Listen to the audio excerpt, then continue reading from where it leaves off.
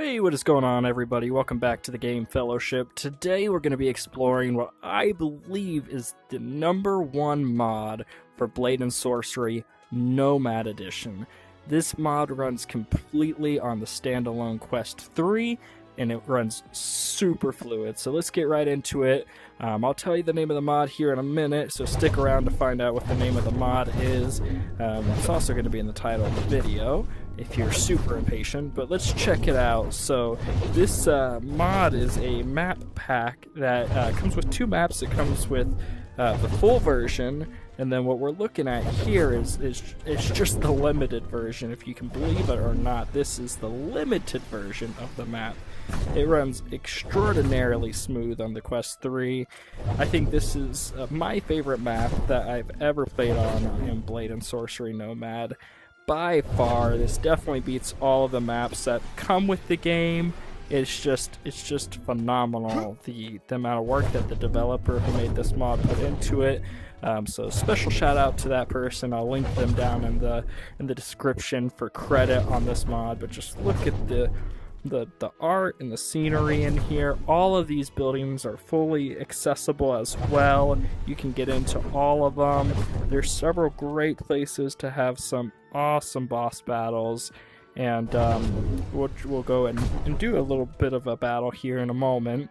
I'll tell you one mod that I think works really well with this map as well. It makes it so extremely immersive. But anyways, the name of this map, the name of this mod pack is called the Garreg Mach Monestary. It's based off, I looked it up, it's actually, I believe, based off a real location, either that or it was a location in a video game. I couldn't quite tell. But nonetheless, this is just absolutely beautiful.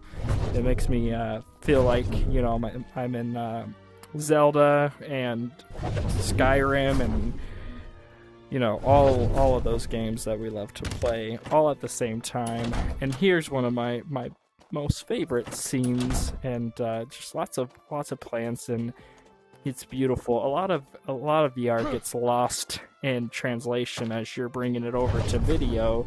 It doesn't do it justice just being there and watching it yourself. But a lot of times with VR, I think have come accustomed to being okay with the graphics being not so great, but you know, just dealing with it because it's still immersive even if the graphics aren't phenomenal and it's not that realistic. But this map said that they're not going to settle for that. They're going to make a super realistic map, and it's also going to run great, and this map does both of those extraordinarily well. Here towards the back of the map is one of my favorite areas. We've got a great fight area, so we're going to do a little bit of a fight here. That mod that I said works really great with this, and I think is probably the second best mod, is the Dawn of Metal mod. It comes with so many ancient weapons and so many different boss battles, you know, just battles that add custom NPCs that you can have to fight with. It makes it a little bit more interesting, just, you know, the stock game.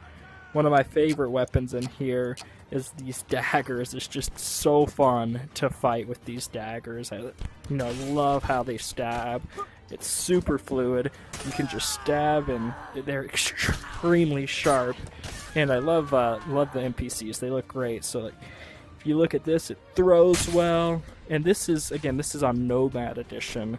I would expect a mod like this to be on PC VR because, you know, they tend to get all the love just because the PCs can run a lot heavier games, but this one can run an extremely good mod pack without even really lagging your game. I am getting a couple of frame drops here and there, but that's only because I'm recording as well with great settings. But I mean, when you're not recording, this game runs extremely well, and it runs well even while I'm recording. I can easily tell what I'm doing. The graphics look amazing, and I just cut her hand off. And anyways, I'll finish out with this battle here, and then we'll get moving on. But even the insides of these buildings, as I said, they're fully accessible. You just walk towards the door and they automatically open, and just look at this. Like, if you think you're gonna run out of things to do, you won't. I could spend all day exploring and still not have explored everything in this. So I'm gonna leave it. I'm gonna leave it to you all. You all have to be the ones that go out here and try it yourself and see what you think. But just so many different scenes. One thing I think is missing from Nomad Edition that I would love to see is multiplayer. Like, being able to add a friend in here would make this just even more immersive and just so much fun. I'm not sure we'll ever see that on a standalone Nomad Edition, just because of the physical demand that it has. It's gotta need some really great computing power to be able to do that. But that would be awesome. Guys, that wraps up this video. Thank you so much. Again, the name of the mods used in this video is the Garreg Mach Monestary, and also the Dawn of Metal mod pack, which comes with lots of weapons and lots of mob waves. But again, if you all enjoy this type of content, I please ask, like and subscribe, follow along for more.